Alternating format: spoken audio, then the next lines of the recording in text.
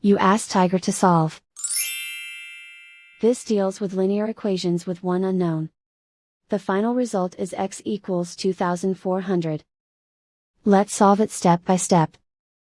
Simplify the expression. Expand the parentheses. Simplify the arithmetic. Group all x terms on the left side of the equation. Subtract 26x from both sides. Group like terms.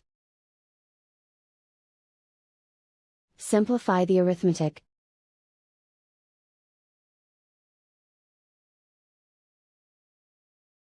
Group all constants on the right side of the equation. Subtract 33,600 from both sides.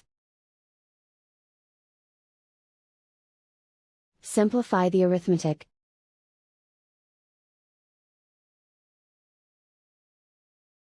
Isolate the x. Divide both sides by -14. Cancel out the negatives.